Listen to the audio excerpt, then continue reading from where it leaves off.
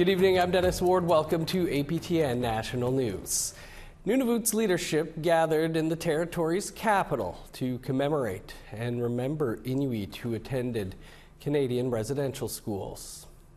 As rain poured outside, well over 200 people attended the National Truth and Reconciliation Day ceremonies in Iqaluit on Saturday. Representatives from Nunavut Tungavik Incorporated and other Inuit organizations gathered to honor the survivors and victims of residential schools. There were 13 schools in what became the territory of Nunavut, with the last one, Kivilik Hall in Rankin Inlet, closing in 1997. I just want to say that this is something that we want to do as Inuit, is to reconcile what we've seen, what has gone through for the last 40 years, 50 years. So this is something that really matters for us. Like it says, every child matters, so every person matters in our case. Pope Francis's visit to Canada last year brought him to many places, including Iqaluit, the capital of Nunavut. Now, a year later, Nunavut NDP MP Lori Idlout says the Catholic Church still needs to be held accountable. Trevor Wright reports.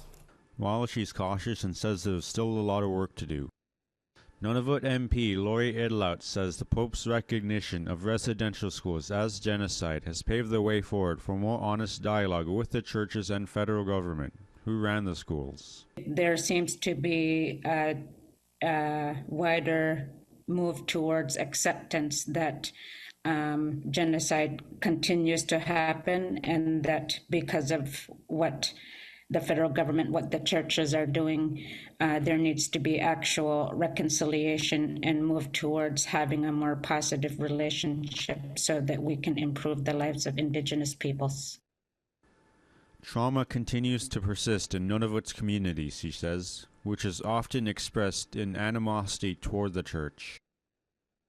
There are still many Nunavut who are traumatized, who still continue to experience intergenerational trauma. We only have to speak about, for example, that the fires that were created in Kingite to the two churches in that community. So there's a lot of healing that still needs to happen. The Missionaries of Mary Immaculate, a Catholic priest organization, is currently leading an Oblate Safeguarding Commission to review how allegations against former Oblate Johannes Wevrar were handled. Wevrar is accused of sexually abusing Inuit children throughout the Arctic. Idlout says we need to be cautious and still hold Wevrar and other Oblates accountable if we're to move forward with reconciliation. Yes, we do need to be a bit careful about what the Oblates do.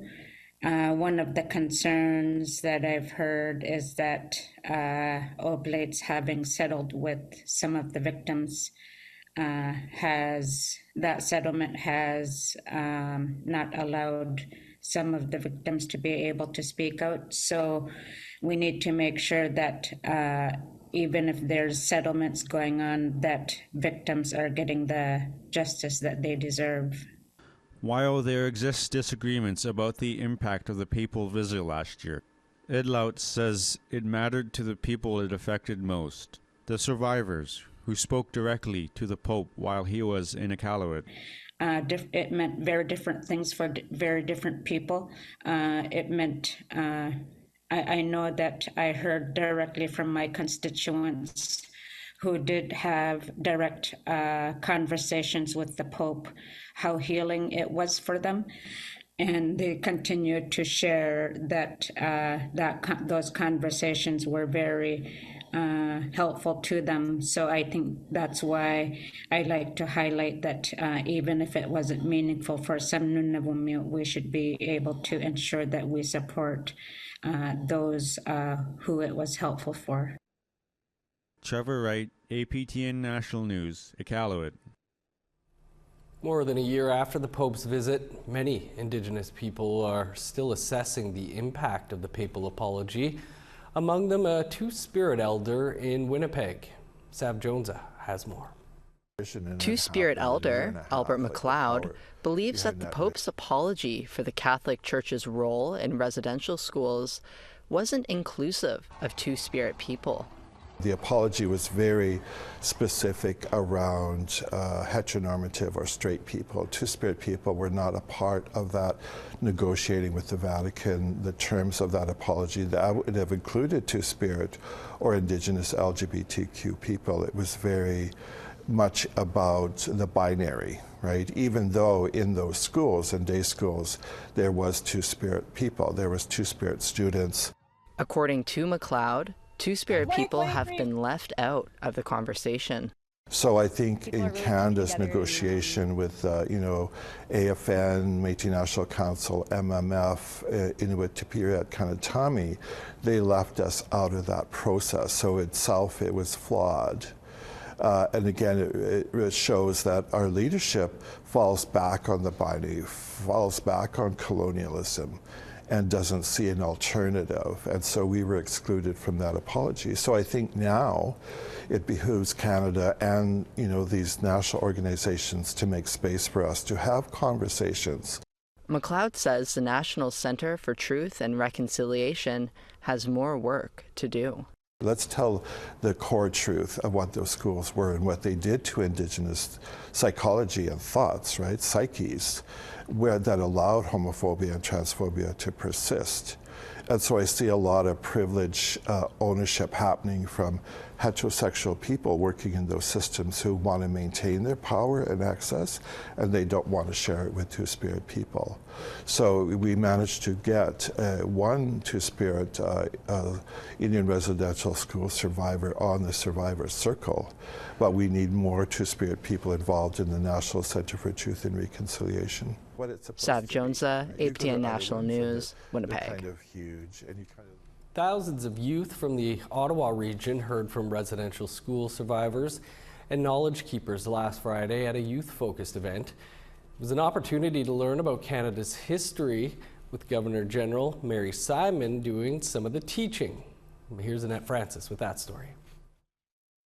Over 5,000 kids donning orange shirts packed the TD Place Arena in Ottawa, where they heard an honor song, followed by Juno Award winner Julie Black's version of O Canada. Oh, Canada, our home on a native land. They've come to learn about the impacts of the residential school system. It's the second year for the Gidduenimum, or We Are All Related event. Jennifer Wood of the National Centre for Truth and Reconciliation says there's been a great response. I believe that we had over 4 million viewers, and we had again over thousands of students attending from surrounding communities. So it's growing and growing, and we want to build it as much as we can because it's a pivotal time in our history for survivors, in spite of everything that's happening with the discoveries and, recognizing Orange Shirt Day and the reconciliation in general. I mean, Canada is listening and we appreciate it as survivors. Governor General Mary Simon encouraged the youth to listen and learn. It's up to you to say in one powerful voice, I will tell others what you tell me today. I will be shaped by what I hear. We will do better for each other. Today, let us build bridges of understanding, respect, healing, and reconciliation, because each of us must contribute to our collective journey of reconciliation in big and small ways. It was also an opportunity to hear from residential school survivors. First Nations people were here for thousands and thousands of years. The truth is, we lived here very, very well for thousands and thousands of years. We didn't need the newcomers to come and teach us how to live. There were cultural dances as well. According to Wood, it's something survivors can take pride in. Annette Francis, APTN National News, Ottawa. A Cree and Métis church leader held a special service on the National Day for Truth and Reconciliation. We'll bring you that story and much more after the break.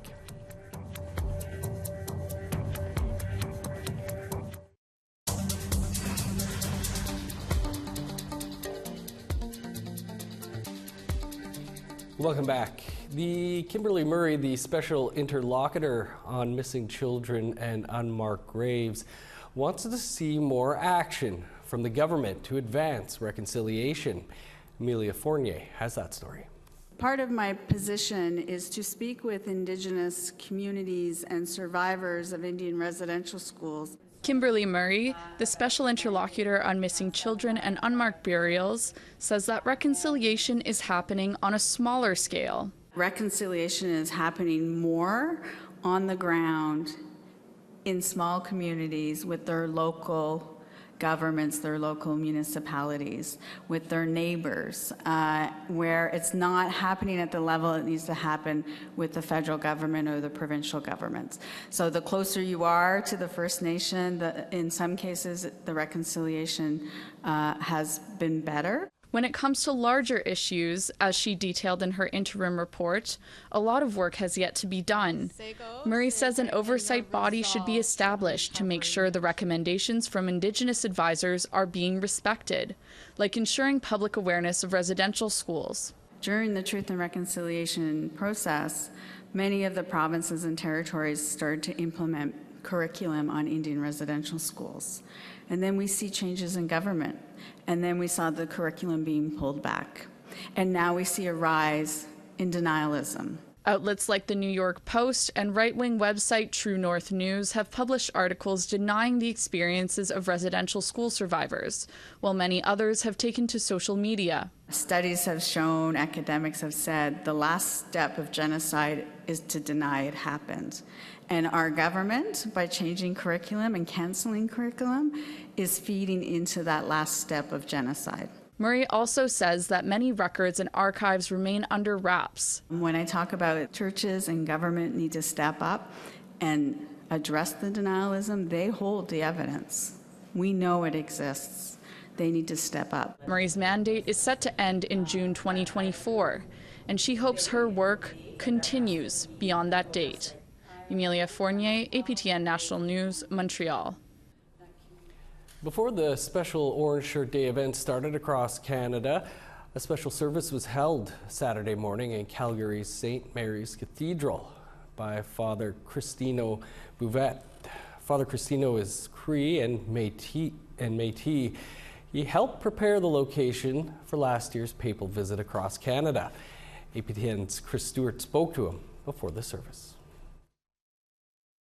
Father Christino Bouvet was instrumental in ensuring each location of Pope Francis's visit last year was ready for his arrival. The Catholic priest says he knows the pains of residential schools. His grandmother, Okukamin Cree, spent all 12 years of her education in one. He says that the Pope's visit is still a painful subject to many. I know that the reaction of Indigenous people to his visit was varied, as one would expect. I had no false pretenses going into it that this was going to be the best and most positive experience for everyone in the country, but I did know that there would be some for whom it mattered more than we could understand, especially among our elders, who, by their own free choice, have decided to retain and continue to practice their Catholic faith. He says his service on this day will be about bridging our differences. I hope that the message that I will preach can help us all to reflect upon the role that we each individually need to play in pursuing reconciliation, knowing the gift that it can be for us to reach out to one another, but on this day in particular, to think of reaching out to our Indigenous brothers and sisters in friendship, because I really believe that it is friendship that is going to help to heal the wounds that continue to persist to this day.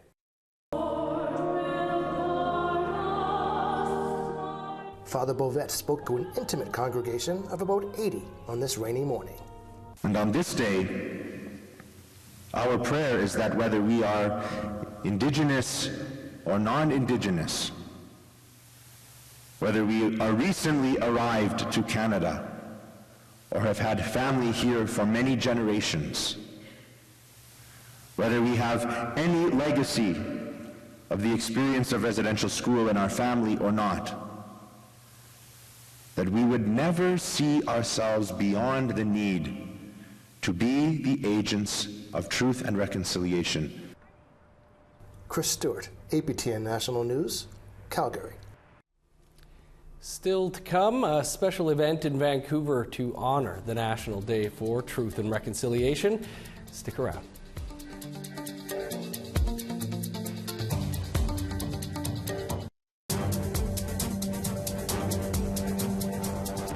Welcome back. The National Day of Truth and Reconciliation hit hard for one Yukon artist. Mary Caesar survived a horrific ordeal as a child at the Lower Post School.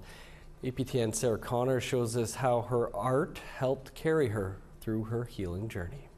Went through a lot of hardship, like a lot of violence in that school. Mary Caesar always knew she'd survive residential school so she could one day tell her story. The Cascadena artist attended Lower Post Residential School in northern British Columbia from ages 4 to 8. Now an elder, her experience there has never been forgotten and is remembered through her paintings. It was 4 years of just terror and violence and abuse. So I'm still healing from the memories of the abuse I went through there. While a student at Lower Post, Caesar suffered horrific physical, emotional, and sexual abuse. She can still recall how one nun in particular took special pleasure in terrorizing her. It's a trauma she grapples with through her painting. She used to punch us in the face, punch us in the head, on her ears. Caesar says the wounds from residential school devastated her life and she turned to alcohol to cope. After getting sober in 1991, she traveled to Vancouver where she earned a fine arts diploma. It was around that time she knew she had to tell her story. I believe that it's part of Canada's history and it should never be forgotten. And that experience, it affected my life. Caesar has also reconnected to her Casca culture, a subject matter she often depicts in her art. Since becoming a serious artist, her paintings have been showcased across Canada and Europe. She says it's important to share her story with those who are unfamiliar with Canada's past. I believe in Europe and in the world to know our history here in Canada, what we suffered. Caesar wants to continue on her healing journey through her art, even if that journey is painful. It's called 215. This painting is about when they found those 215 unmarked graves. It's why she's chosen to paint the former Kamloops Indian Residential School. It's just devastating and it's emotional for me as a survivor. While healing hasn't been easy, Caesar says art helps with the process. It's part of my healing. I've been on this healing journey for a long time. Sarah Connors, APTN National News, Whitehorse. Artists and performers were featured at an event held in Vancouver in the days leading up to the weekend's National Truth and Reconciliation Day events. APTN's Tina House was there and has this story.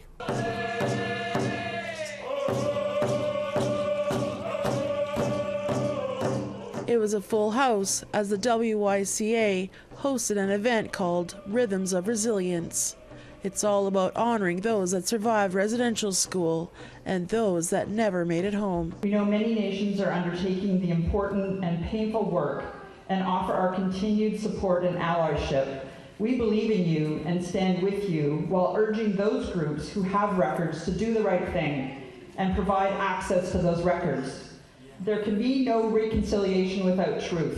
Artist Teresa Walker was commissioned to create this cradleboard art piece to honor the children, and those in attendance were able to write messages to the children. Well, we wanted to have something that people can express their condolences or, just send a message to our survivors.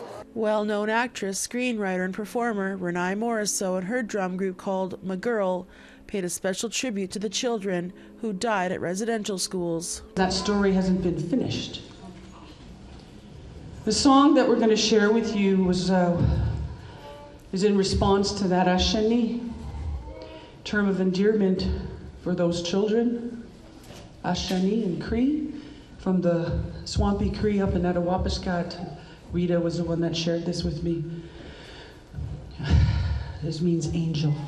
Ashani, Ashani, Ashani, Ashani, Ashani, Hana, hey ho. Ashani, Ashani, Ashani, Ashani, Ashani, Hana, hey ho. Ashani, Ashani, Ashani, Ashani, Ashani, Hana, hey yo. Hey ya no, hey ya, hey ya no, hey ya, hey ya no, hey ya ho. Hey ya no, hey ya, hey ya no, hey ya, hey ya no, hey ya ho. Tonight was also an opportunity to honor murdered and missing Indigenous women and girls with JB, the First Lady, and her dancers. Genocide in slow-mo. I see justice on Trudeau. White paper on 2.0. Next up was Juno Award winner Mohawk bluesman Murray Porter singing his original song, Is Sorry Enough. You took away our children, stole our mother's love. You laid waste to our tradition. When is sorry enough? Newly elected BC MLA Joan Phillips says the event was not only a time to mourn the atrocities from residential school, but a chance to continue to heal together. We were reminded by Murray Porter that it's going to take all of us to make this right. Tina House, APTN National News, Vancouver. Well, that is all the time we have for your APTN National News for this Monday. You can always find much more over on our website, aptnnews.ca. Watch anything you may have missed here over on our YouTube page. I'm Dennis Ward. Thanks for being with us. Have a great night. We'll see you back here tomorrow.